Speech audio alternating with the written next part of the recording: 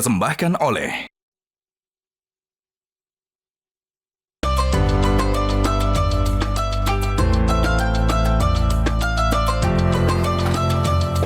Assalamualaikum, paket.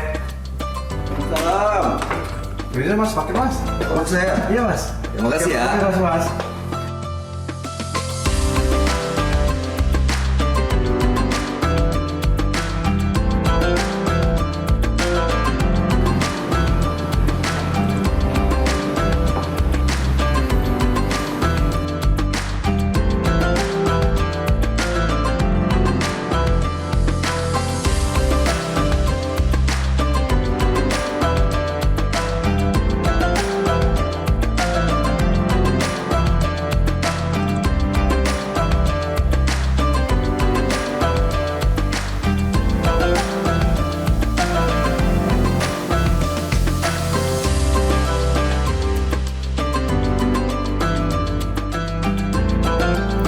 Ramadan tiba, saatnya memperkuat ibadah, mempererat silaturahmi, dan tampil terbaik di setiap momennya. Dari masjid hingga kumpul keluarga bersama sarung gajah duduk dan baju koko tradisi yang terbuat dari serat bambu dengan bahan yang ramah lingkungan, antibakteri, dan pastinya lembut dan nyaman di kulit.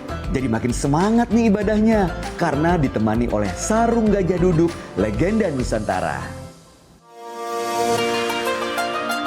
Assalamualaikum Pak Ustaz. Waalaikumsalam warahmatullahi wabarakatuh. Gimana kabar Muhammad Bayu? Alhamdulillah baik Pak Ustaz. Sehat walafiat? Sehat walafiat. Ustaz apa kabar? Alhamdulillah sehat. Masya Allah sampai di Kota Makassar nih Pak Ustaz. Ya. Pak Ustaz repot-repot pakai ngirimin saya Keren, baju keren koko, sekarang nih. sarung, songko. Ini saya jadi keren gini. Ini gajah duduk nih Pak Ustaz. Ya, peci, kokonya, sarungnya produk gajah duduk. Iya betul, Ya. karena emang bahannya kan adem Pak Ustaz. Baju Ya. kokonya juga nih kekinian, keren. Ya. Udah gitu nyaman, lembut. Dan sarungnya ini Pak Ustaz, kan motifnya kan diambil dari desain-desain yang seluruh Nusantara dikembangkan jadi bagus. Enak Ya, banget. makanya bungkusan sarung gajah duduk itu ada dari Sabang sampai Merauke. Betul, emang bener-bener. Menunjukkan khas Nusantara. Iya, gajah duduk emang legenda Nusantara Pak Ustaz. Ya. Tapi Pak Ustaz tahu kan yang asli yang gimana? Ada monokrom dan tulisan Arab. Betul, logonya monokrom dan ada tulisan Arabnya. Udah keren kan Pak Ustaz? Alhamdulillah. Masya Ayo Allah. kita gaspol lagi. Siap, gaspol memang. 2025. Mantap.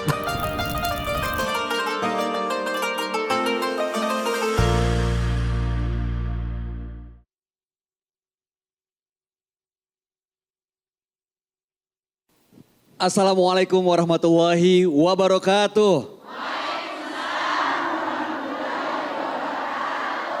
Sahabat Dasat dimanapun Anda berada, Alhamdulillah senang sekali saya Bayu Oktara bisa berjumpa kembali ke hadapan sahabat Dasat dimanapun Anda berada. Tentunya kita ketemu di Gaspol Sahur.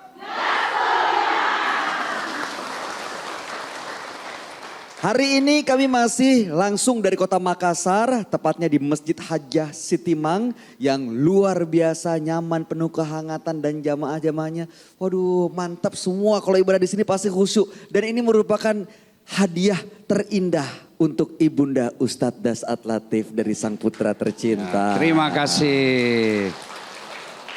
Wah, Pak Ustadz, saya sih kalau misalnya bisa nih punya kesempatan, punya kemampuan bisa memberikan kepada ibu. Waduh, sholat jadi makin khusyuk, ibadah jadi makin mantap gitu kali ya Pak Ustadz. Yang paling penting kita merasa sudah punya bekal di alam kubur. Masya Allah, Alhamdulillah. Mas Bayu, Insya Allah. saya itu di rumah sudah ada kain kafan saya.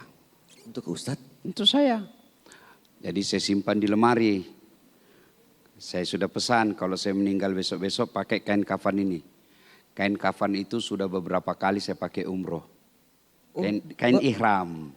Oh. Ya, ini baru-baru belum sebulan saya pulang umroh. Dipakai di bawah. Dipakai setiap pulang umroh simpan lagi. Masya Dan Allah. di sampingnya ada air zam-zam. 1 tempat galon. 1 galon. Saya bilang kalau saya sudah dimandikan pakai air biasa, terakhir pakai silam air zam-zam. Air Zam-Zam. Masya Kemudian area pekuburan saya juga sudah siap. Udah Saya ada bilang disiapin, sama Pak Ustadz? keluarga saya, besok saya meninggal kubur saya di depan masjid ini. Di sini. Iya, di sini ya tempat Allah. sini. Kalau masjid bapak saya di kampung, Saya bikin juga seperti ini, tapi namanya Masjid Haji Abdul Latif. Haji Abdullah. Nah itu dia bapak saya almarhum pas di depan masjid dia Di depan dimakamkan. masjid. Nah, saya sudah siapkan juga untuk ibu saya. Di sini juga ya Pak Ustadz? Ya, enggak, ibu saya nanti berdampingan dengan suaminya. Oh, Mau kemana Masya Allah. pasti kita mati bu. Mau kemana? Ini. Muka-muka sekartil maut juga semua saya lihat ini. Lebih baik kita siap. Begitu saya buka lemari, mau mati. Ingat Oh lagi. itu jadi pengingat ya Pak Ustadz ya? Pengingat dakwah, mau apa? Nah Nah, persis. banyak orang ingat mati tapi tidak siapkan diri. Salah satu persiapannya adalah perbaiki sholatmu. Masya Allah. Ya, itu Biar dia ya, bukan Pak Ustadz ya. masjid begini, bahkan punya anak panti asuhan, punya rumah hafal Quran, tapi dia tidak sholat, tidak ada guna. Astagfirullah. Password segala kebaikan, sholat. Maka penting kita bahas ini. Nah itu yang kita bahas nih. Mudah-mudahan selama 60 menit ke depan sahabat Dasat bisa mengikuti apa yang disampaikan petua dari Ustadz Dasat Latif. Ini kita bahas mengenai sholat. Nah Ustadz, kalau tadi Ustadz cerita mengenai umroh, haji gitu ya, ibadah yang mungkin dilakukannya kan gak rutin. Sehingga pada saat melaksanakannya benar-benar khusyuk gitu. Tapi banyak yang terjadi nih Pak Ustadz, sholat begitu jadi rutinitas. Lalu kemudian kita tahu sebenarnya itu adalah tiang agama. Lalu kemudian juga rukun Islam kedua setelah syahadat. Jadi kadang-kadang tuh karena sudah biasa akhirnya ya udah asal menggugurkan kewajiban aja. Sholat, oh sudah asar, oke salam, udah selesai. Ya, Nah, kita kan pengennya kan nggak gitu Pak Ustadz. Ya makanya setiap kita sholat itu, saya ingat sekali guru saya bilang begini. Orang sholat itu seperti bawa kendaraan. Bawa kendaraan kan nyetir atau motor. Ya. Kalau dia ke kanan, jangan ikuti ke kanan. Bisa masuk got. Setirnya mau ke kanan, kita belok lagi ke kiri. Dia terlalu ke kiri, balikkan lagi. Kita yang ngendaliin. Ya itu. Maka sholat juga itu kadangkala banyak godaan. Maka kita ada upaya-upaya untuk khusyuk. Dan itu ada tipsnya dari Nabi. Cara-cara khusyuk dalam sholat. Gimana tuh Pak Nah yang Ustadz? paling penting lagi kita harus tahu dulu apa itu khusyuk. Apakah khusyuk itu tidak ingat apa-apa? Kalau khusyuk tidak ingat apa-apa bukan sholat namanya, pingsan. Ya kan? Nah khusyuk itu ada tipsnya. Khusyuk kalau dibahasa sederhanakan fokus. Fokus terhadap apa yang kita kerja. Jadi kalau sholat ya sholat, jangan mikir yang lain. Tapi kan setan masuk. Ada cara-caranya. Pertama, konsentrasi sempurnakan wudhu. Kata Nabi. Perbaiki Dari dulu wudhu wudhu. ya, Pak? Mulai dari wudhu. Nah biasa mohon maaf ibu-ibu. Yang membuat orang tidak sempurna wudhunya itu apa? Make up. Oh, terlalu tebal. Akhirnya ketika wudhu takut rusak bedaknya dia cuma begini. Tidak kena air permukaan kulitnya, batal, tidak sah wudhunya. Apalagi yang bisa membuat kita wudhu tidak sempurna. Lengan baju, itu lengan baju harus bikin yang betul-betul bisa dilinting sampai di atas siku. Nah, cara-caranya ada. Keterlaluan ibu majelis taklim kalau sudah belum tahu tata cara wudhu yang baik. Masih kecil kita dulu di kampung. Ya boleh diingetin lagi kali Pak Nah, Ustadz. diingatin lagi. Yang paling banyak kita keliru itu membasuh lengan, jari sampai ke siku dan membasuh kaki. Ibu-ibu, kalau kita wudhu biasanya begini toh. Dari pancuran. Ya toh? Padahal yang menurut Quran membasuh jari hingga siku. Kalau berarti bagaimana prakteknya Bu? Begini namanya jari ke siku. Kalau begini siku ke jari. Nah jadi mulai dari membasuh. Itu disunnahkan jari-jari tangan kanan masuk ke jari-jari tangan kiri. Dulu waktunya Kopis kan diajar cuci tangan. Saya bilang orang Islam sudah dulu itu tahu itu. Masuk. Sela-sela jari ya Pak Ustadz? Sela-sela jari. Oke. Dikasih begini. Ya kan? Makin tua ibu makin hati-hati. Kenapa? Makin banyak keriputnya. Iya toh? Nah itu ya. Sudah baru mulut. Kumur. Sunnah kasih masuk. Pada zaman Nabi pakai siwak. Ada itu kayu. Itu sunnah. Kita kalau repot sikat gigi, tangan saja kasih masuk, berkumur-kumur. Kok ada bunyi? Ya kan? Ya, udah. Nah, sudah itu baru membasuh wajah. Nah, hati-hati ibu ketika ibu pakai kudung, dia cuma begini.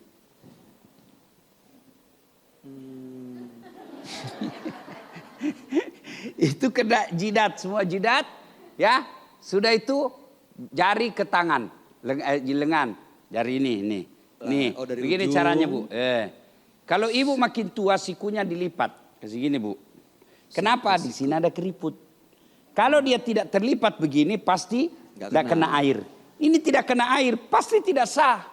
Maka setan goda kita ketika mau wudhu, buru-burulah kita, dinginlah, ya sudah. Ah, basuh lagi rambut. Tarik ke belakang, ke depan, ke telinga. Jami juga kasih begini. Sakit dong Pak Ustadz. Ya kan? Nah, ini ada lipatan-lipatan. Nah, maka kalau orang bersih wudhunya, betul wudhunya, insya Allah bersih dirinya. Masya Allah. Coba ibu, berapa kali sholat satu hari bu? 5. Berapa? 5. Sedikitnya 5, insya Allah. 5.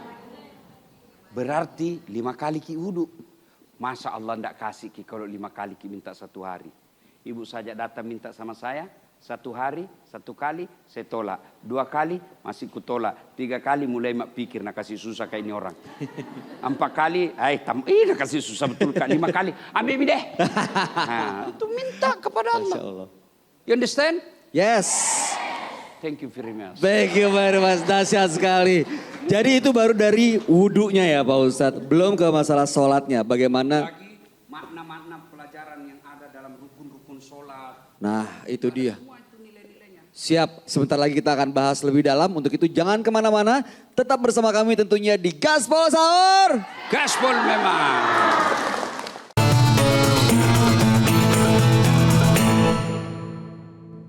Dipersembahkan oleh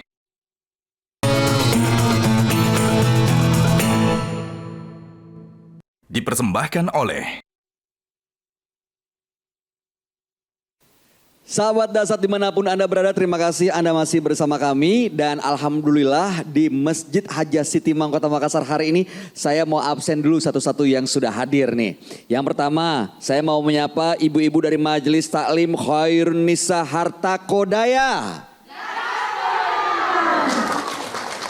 Lalu kemudian dari Majelis Taklim Nur Hidayah Gria Tonasa. Kemudian Majelis Taklim Tadabur Lutfiah Sudiang Raya. Komunitas Solih. Majelis Taklim Tri Sanggar Ikro Kelurahan Katimbang. Masya Allah, senang sekali semuanya bisa berkumpul di semua. Mas Bayu, kalau saya Ustaz. kasih nilai semua yang paling kencang suaranya Tonasa. Toda. Tahu Tonasa? Apa itu? Pabrik semen yang ada di Sulawesi Selatan. Wih, ini ibu-ibunya. Makanya dia kokoh. Seperti semen. Coba kita cek semuanya. Sama-sama kita akan mendapatkan dengan mendengar petuah Ustadz lagi. Untuk membahas tema hari ini mengenai keutamaan sholat. Tentunya hanya di sini di Gaspol Sahur.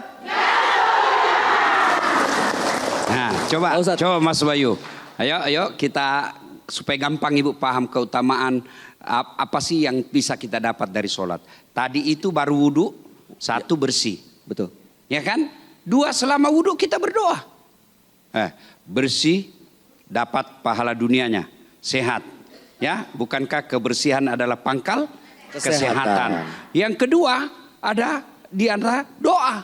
Bukankah berdoa itu ibadah dan anjuran. Bahkan sampai Allah dalam diskusi katakan, siapa yang tidak mau berdoa kepadaku, keluar kau dari kolong langitku. Kenapa kau sombong? Berarti kau merasa tidak butuhkan saya. Maka Allah suka kalau kita berdoa. Kenapa Allah suka? Karena kita merasa bahwa Allah merasakan, oh ini Dasat suka berdoa, mengaku dirinya hamba.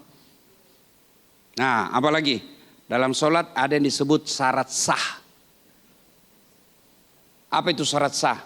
Syarat yang harus dilakukan. Kalau tidak dilakukan berarti Tidak sah. tidak sah. Apa syarat sahnya? Satu, dia harus bersih dari najis. Caranya, kalau najis, wudhu. Hadas, mandi junub.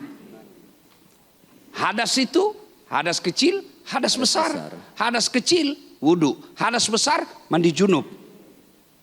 Hadas kecil, depan, belakang. Ya? Nah, itu hadas kecil.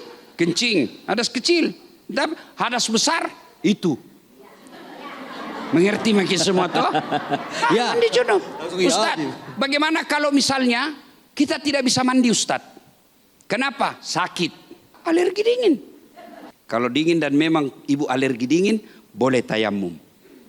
Pengganti mandi junub. Dengan catatan, alena beliau harus tetap dicuci. Nggak boleh porno. Oh iya. Mengerti makito? Ya. Nah, setelah itu, ibu, apa makna dari bersih dari najis dan hadas, wudu dan mandi junub? Itu kebersihan. Artinya apa? Orang Islam, Allah ingin katakan, jangan kau jorok. Dia rajin sholat tapi rumahnya masuki tikus, masuki kecoa, masuki cicak, baru Nabi bilang makan ki. Apa yang aku mau makan, ada semua di situ binatang. Orang Islam itu rumahnya meskipun kecil tapi dia bersih. Itu makna daripada wudhu dalam kehidupan sehari-hari. Bersih dari najis dan hadas. Apalagi syarat berikutnya, menutup aurat. Ibu boleh enggak sholat tidak pakai baju? Boleh enggak? Boleh, yang penting ibu pakai kudung. Ya, yang penting pakai kudung dan mukena betul. Cocok itu. Itu menutup aurat.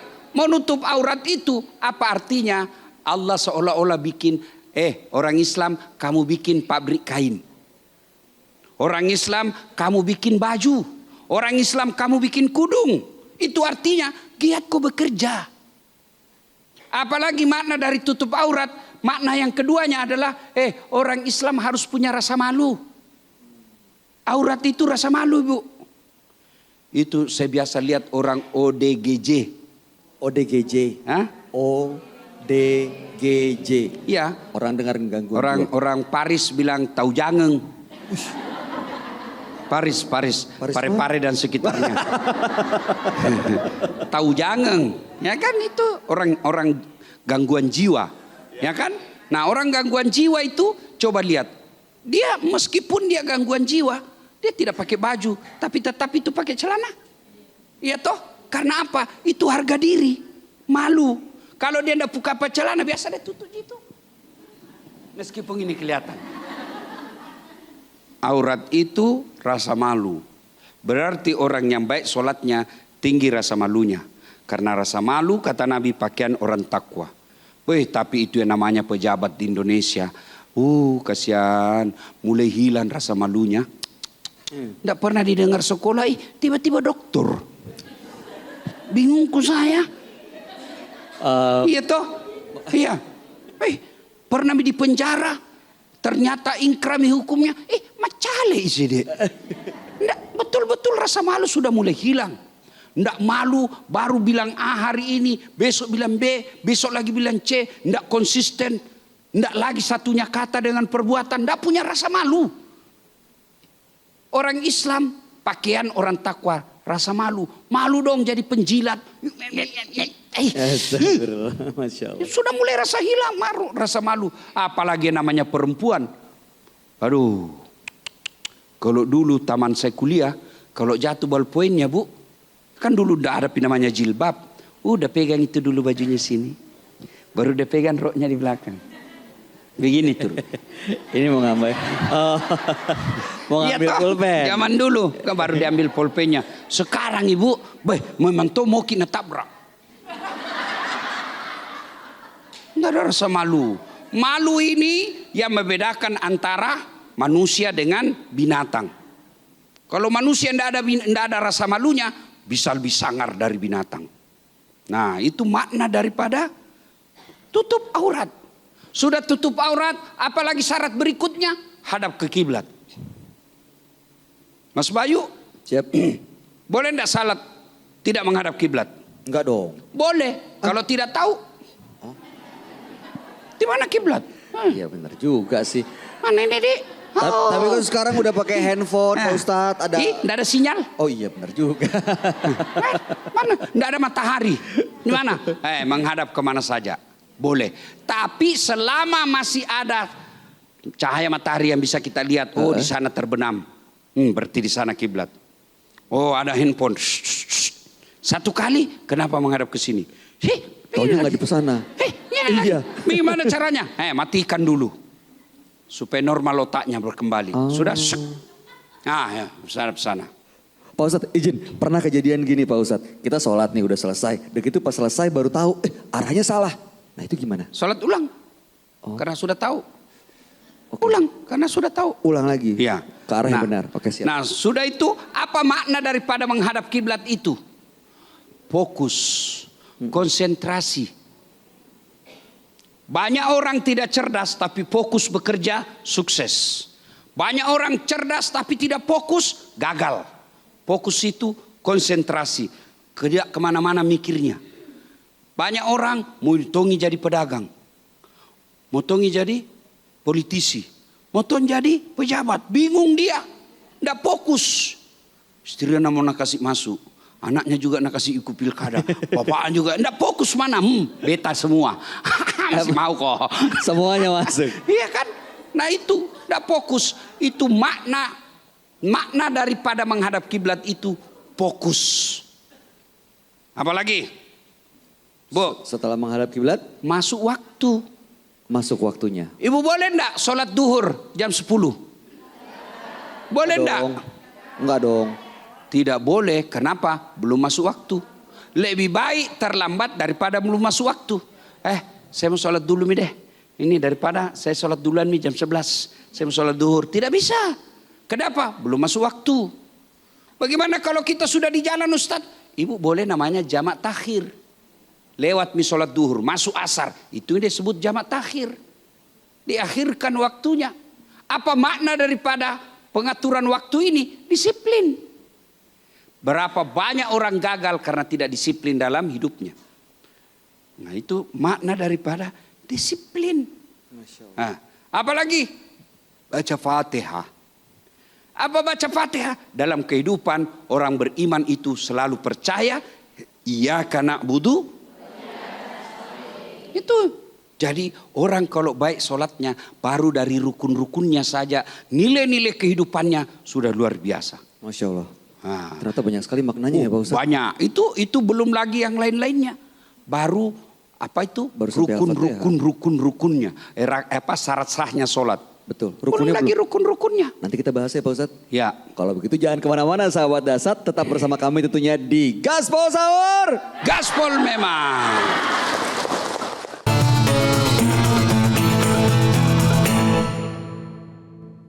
Dipersembahkan oleh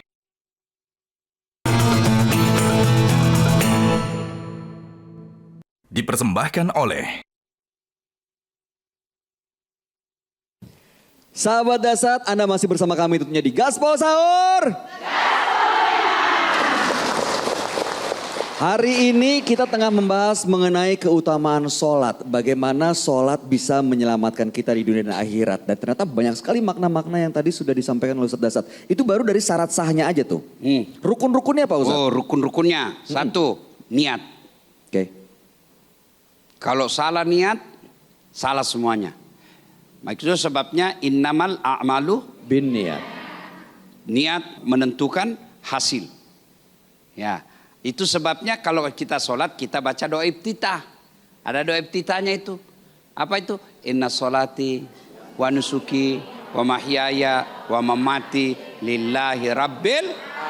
Itu orang Islam itu hidupnya, matinya, ibadahnya, semuanya Allah. Allah semua. Kalau semua karena Allah, berumah tangga karena Allah, capeknya akan jadi ibadah. Berumah tangga karena Allah, bahkan berhubungan badan sekalipun itu ibadah di sisi Allah.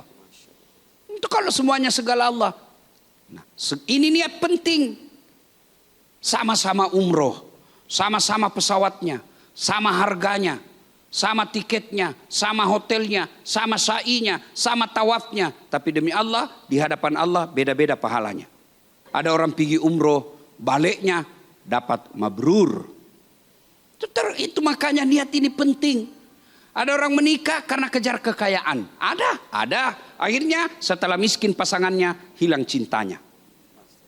Ada orang hidupnya apa saja dia kejar, niatnya kaya. Menghalalkan segala cara karena mau kaya. Menipu orang, makan korupsi, mencuri, yang penting kaya. Niatnya itu karena dia mau kaya. Bukan karena Allah. Kalau niat karena Allah, tidak mungkin dia menghalalkan segala cara. Itu banyak sekali nilai-nilai kehidupan. Apalagi, Bu, kalau sholat kita ruku, dan ruku toh, toh, itu rukunya itu orang kalau betul itu ruku ibu, dia segi 4 begini. Segi 4 ya. Contoh. Nah, ini. Berarti selama ini belum betul rukunya. Kalau ruku yang betul ibu, diletakkan gelas di sini tidak tumpah. Dan kalau dari kecil dia lakukan ruku yang benar, meskipun dia sudah tua tetap datar. Dan ini nih, kalau tangannya panjang, maka dia di bawah lutut. Ya, kalau tangannya pendek di atas lutut. Kalau normal di atas lutut. Tuh, mata bukan begini, maaf mas, bukan begini. Dia melihat bawah sini Pak Ustadz. Bukan juga ini dilihat. Oh, sini. Oh, oke, lurus berarti ya Pak Ustadz. Ya, kalau dia bagus maka ini pasti sarafnya baik. Kalau dia bagus rukunya, ini tertarik ini. Ini ruku terlama yang pernah saya lakukan. Coba rasakan bedanya. Oh, iya. Sudah. Oke. Iya. Itu dari segi kesehatan baik. Ya, dari segi kesehatan bagus. Nah, iya sih. Sujud. Ibu-ibu. Bu. Anggota tubuh paling mulia apa? Kepala. Yang paling hina apa? Kaki. Bu, ibu bercanda sama saya, pukul perut masih senyum. Pukul pantat masih senyum. Tapi jangan coba-coba dorong kepalaku. Kenapa? Kurang ajar ini. Kenapa? Yang mulia ada di kepala. Ibu kasih saya uang 5 juta. Tapi pakai kaki. Ustaz. Saya bilang jangan kau hina saya. Kenapa? Hina ini kaki. Tapi ketemu dengan Allah, kepalamu yang mulia, rendahkan sehina-hinanya seperti kakimu itu. Kenapa? Kau ketemu dengan Allah. Artinya apa? Orang yang baik sholatnya tidak ada sombongnya. Nggak ada angkuh. Ini sombong ini pertama kali dilakukan makhluk kepada Allah ketika Adam dan Hawa diciptakan, suruh hormat jin, tidak mau dia. Ini kesombongan. Jadi orang yang baik sholatnya, mesti dia tidak ada rasa sombongnya. Tak ada rasa angkuh. Kenapa? Prakteknya ada dalam sholat. Banyak sekali nilai-nilai kehidupan. Itu baru tata caranya. Baru dalam hal untuk pelaksanaannya. Belum lagi kalau soal nilai di hadapan Allah. Orang bagus sekali sehebatnya tapi tidak ada sholatnya, sia-sia semua kebaikannya. Kenapa? As-salatu miftahul jannah. Sholat itu pintunya sorga. Pembuka pintu sorga. Jadi kalau tidak ada pembuka pintu sorganya, tidak bisa diambil. Tidak bisa. As-salatu miftahul jannah, salatu miftahul khair. Solat itu kunci kebaikan, solat itu kuncinya sorga, solat itu tiang agama. Tidak ada solatnya, tidak ada kunci sorganya. Itu di akhirat kelak. Ya, banyak. Itulah sebabnya dalam Al-Quran Allah katakan, fawailul lil, celakalah orang-orang yang solat. Orang-orang yang solat celaka. Siapa? Mereka yang menganggap lalai solatnya. Lalai dalam solat. Maksudnya apa? tiap hari selalu saja sholat asarnya sudah dekat maghrib. 1 kali wudhu 3 sholat. 1 kali Asar, wudhu, 3 kali sholat asar, maghrib, isya. Ya, subuhnya selalu kesiangan. Karena kesiangan dia rapatkan horden, dia matikan lampu supaya Biar tetap masih gelap. subuh. Nah, itu nilai-nilai sholat dalam kehidupan sehari-hari. Kalau mau dibahas, sehari pun tidak cukup waktu. Nanti Pak Ustadz, nanti kita bahas lebih lanjut lagi. Karena sekarang saatnya kita berikan kesempatan buat jamaah untuk bertanya. Boleh ya Pak Ustadz? Silakan. Silakan yang mau Atau bertanya. ada yang mau menjawab? Ah jangan dong, Ustadz yang jawab. Oke. Sahabat Dasat yang bertanya. Sebelah kanan dulu deh, silakan. Ibu boleh maju Bu. Silakan maju ke depan, sebutkan nama dan pertanyaannya.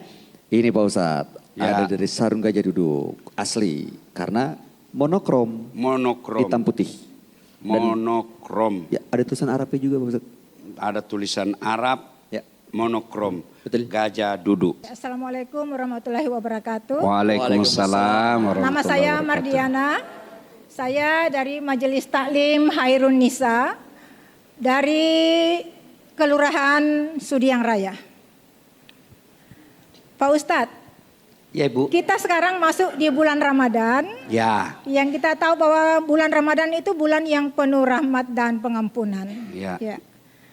Yang saya mau tanyakan, apakah dosa-dosa bisa membuat dosa-dosa kita bisa membuat sholat kita tidak khusyuk? Kemudian bagaimana cara kita memperbaikinya? Oke, Siap. terima kasih. Oke. Ya. Terima kasih. Terima kasih. Silakan. Ini Lupa lagi ya. tuh. Suka sepura-pura lupa. Ya. Terima kasih Ibu Hairun Nisa. Terima Ya. kasih Ibu, silakan kembali ke tempat. Ya. Siapa yang jawab? Ustadz dong. Tapi kayaknya Ibu. jangan sekarang. Hah? Tahan dulu. Oh ya. Karena oke. ada yang mau lewat Pak Ustadz. Oke. Ya, nanti kita kembali saat lagi bagaimana caranya supaya sholat kita tetap khusyuk. Jawabannya hanya ada di sini, di Gaspol Sahur. Gaspol memang.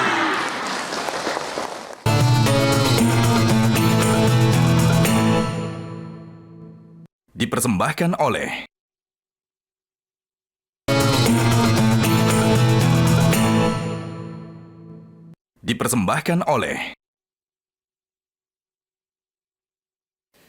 Sahabat Dasat, kita kembali lagi di Gaspol Sahur.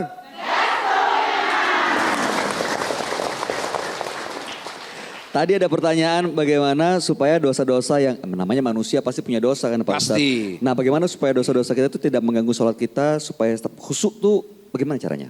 Makanya kan taubat dulu. Oh. Ya, taubat itu ketika kita wudhu itu kan sudah pembersihan. Kan tadi awal kan bersihkan dosa-dosa tanganku, dosa mulutku, dosa mataku dan seterusnya. Itu kan sudah bagian dari bertaubat. 5 kali sehari semalam. Awal-awal mungkin Ibu masih gangguan. Ya namanya baru mulai lagi sholat. Mulai gangguan-gangguan. Sambil itu Ibu kemudian minta doa terus. Ya Allah berikan saya hidayah. Ya Allah berikan saya kemampuan untuk khusyuk dalam sholat ini. Minta terus petunjuk dari Allah. Jangan ada seperti orang dia katakan, kenapa kau belum sholat? Hai, masih suka dosa Ustadz. Nah berarti kalau begitu 2-0. Sudah dosa tidak sholat. Kalau dia sholat dosa 1 sama. Mana bagus 1 sama 2-0? Kalau saya 0-2. Wah. Enggak dosa sholat. Kenapa belum sholat? Saya belum pakai jilbab. Jilbab mulain, sholat mulain. Kenapa belum sholat? Saya belum hafal. Jangan kau putus asa. Datang jamaah di masjid. Kalau sudah jamaah di masjid, biar ibu diam saja, sah. Kalau perlu hanya amin aja ibu ucapkan. Amin. Sah. Kenapa? Bacaannya semuanya diwakili imam. Itu enaknya berjamaah. Saya malas ke masjid Ustaz, jauh sekali. Tidak dapat izin dari suami. Jamaah sama suami. Suami tidak mau sholat Ustaz, jamaah sama anak. Itulah pentingnya anak-anak ibu diajarkan di TK-TPA. Ya. Dia sudah balik SMP, boleh jadi imam meskipun dia anak kita, laki-laki. Nah, sholat. Kemudian Ustaz, apakah solat itu, dosa itu bisa berpengaruh terhadap solat. Bisa jadi. Tidak bisa khusyuk. Kenapa? Karena hatinya keras. Kenapa hatinya keras? Suka korupsi. Suka makan uang haram. Akhirnya solat keras hatinya. Keras hatinya, solatnya susah khusyuk. Maka ada doa diajarkan oleh Nabi. Allahumma inni a'udzubika, ya Allah, lindungilah kami dari hati yang tidak bisa khusyuk. Min qalbin la tahsya, dari hati yang tidak bisa khusyuk. Itu kita minta kepada Allah, ya Allah, lindungilah saya dari hati yang tidak bisa khusyuk. Itu kita minta, karena ada orang sholat memang tidak bisa khusyuk. Maka diajarkan, ingat, hampir lupa. Ya. Itu tadi kan sempurnakan wudhu. Cara khusyuk, sempurnakan wudhu. Setelah itu berpakaianlah yang bagus supaya bisa. Itu anjuran agama. Surah Al-Jum'ah, berpakaian yang indah.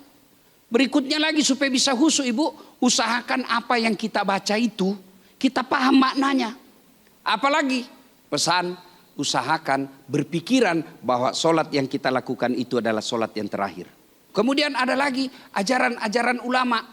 Bagaimana supaya bisa khusyuk? Usahakan jangan terlalu banyak gerak. Apalagi usahakan matamu jangan seperti mata pencuri. Lihat ke bawah. Oke. Ya. Itu sama aja dong. Sama aja itu ya. Jangan terlalu banyak gerak. Oke. Ya. Nah, lagi apa? Jangan terlalu cepat, perhatikan rukun-rukunnya.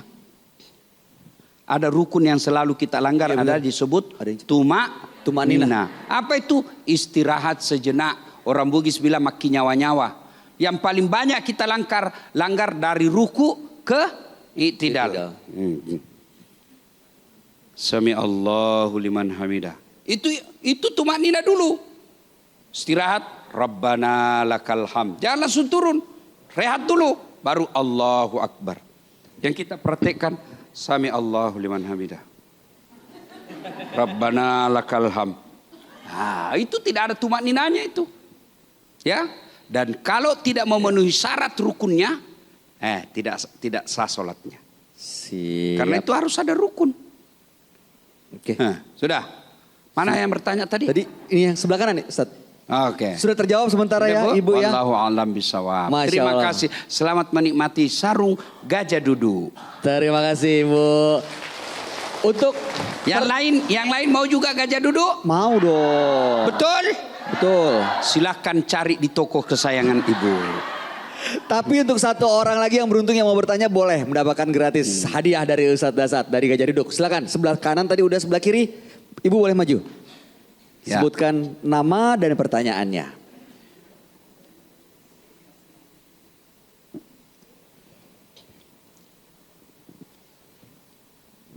Assalamualaikum warahmatullahi wabarakatuh. Waalaikumsalam warahmatullahi wabarakatuh. Syukran Pak Ustaz, Mas Bayu atas kesempatan. Pertanyaan saya Pak Ustaz langsung saja. Bagaimana sholat kita bisa membantu hati dari penyakit hasad, iri dan sombong selama bulan Ramadan? Ya. Itu aja Pak Ustaz. Oke. Terima kasih. Tahu lagi ditungguin. Ya, Bu. Pasti. Biasa ada yang curiga, Bu, dia kira ndak ada isinya. Ada nggak coba? Dulu itu ndak ada isinya, pasti itu kotak-kotak Ji. Di sana itu. Wih, bagus warnanya. Keren warnanya. Tuh, logonya monokrom. Tuh, bagus warnanya. Ya. Ini iya. Jadi dikasih kalau begitu. Jangan dikasih. Tunda dulu. Nama saya Wahneng, perwakilan dari Majelis Tadabbur Lutfiyah Sudiang Raya. Sudiang Raya. Ibu Wahneng. Terima kasih Ibu. Ya. Terima kasih Ibu, silakan kembali. Ya. Nah, sholat itu seperti yang kita ucapkan tadi dan semua ibu-ibu sudah hafal ayatnya. Inna sholata tanha Anil fahsya'i wal munkar. Bisa mencegah kita dari perbuatan keji dan mungkar. Jadi sholat itu kalau ada dengki, hasad, insya Allah dengan memperbaiki sholat akan hilang. Ya caranya tentu dengan sholat sesuai yang diajarkan Rasul. Kalau sholatnya orang Bugis bilang pito-pito, Pito-pito. cepat seperti ayam. Patok-patok. Ya kan? Ada saya tanya, kenapa terlalu cepat? Dia bilang, kan saya sudah hafal bacaannya Ustaz. Sedari kecil saya sudah hafal. Sini. Kalau soal hafal kau bilang saja begini. Allahu Akbar, Tuhan bacaannya sama kemarin. Assalamualaikum. Nggak bisa Bukan soal dong. hafal. Itu sholat bukan soal hafal. Ada rukun-rukunnya yang harus kita lakukan. Kalau dia betul-betul dia tunaikan sholatnya dengan sebaik-baiknya, maka insya Allah penyakit-penyakit hasad, dengki itu akan hilang. Nah, agar tidak dengki itu, sholat diperbaiki, sudah itu kita mohon doa. Ya Allah, saat yang membolak-balikkan hati, pelihara hati saya, hilangkan penyakit-penyakit hati saya. Karena tanpa hidayah dan pertolongan Allah, biasanya susah kita mendapat hidayah. Nah, ibu-ibu yang saya muliakan, sholat kunci segala kebaikan. Bahkan ketika ibu nanti wafat, sebelum ditanya yang lain, sebelum ditanya segala-galanya, puasa, haji, zakat, dan segala-galanya, yang pertama ditanya dulu sholat. Kalau sholatnya baik, maka Allah akan berkata, seluruh amalnya kumpul, tidurkan dia. Nanti di akhirat baru kita periksa secara lengkap. Tapi kalau sholatnya tidak beres, kata Allah, semua amalnya hapus. Tidak ada gunanya. Sholat itu password. Maka supaya Ramadan kita ini berkah, sholat kita diperbaiki. Kalau ibu sebisanya dekat dari rumah dan dapat restu dari suami, sebaiknya sholat berjamaah di masjid. Ya kan? Nah, ada dulu kata perempuan tidak dianjurkan ke masjid. Bukan tidak dianjurkan, bukan dilarang. Tapi kalau mau jangan dilarang.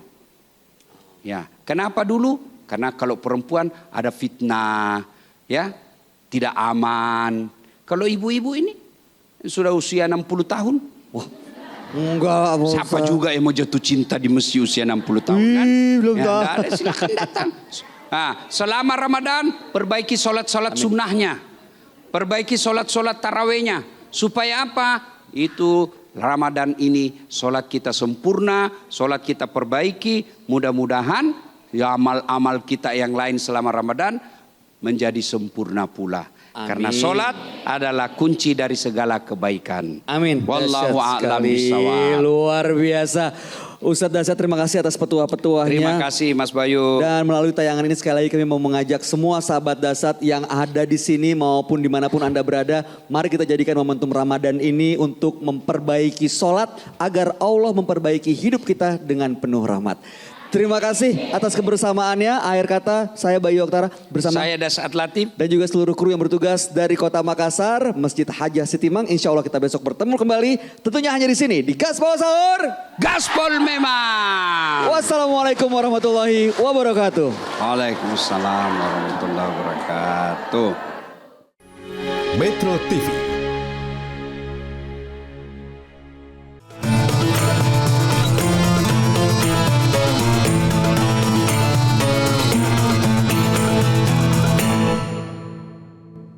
Dipersembahkan oleh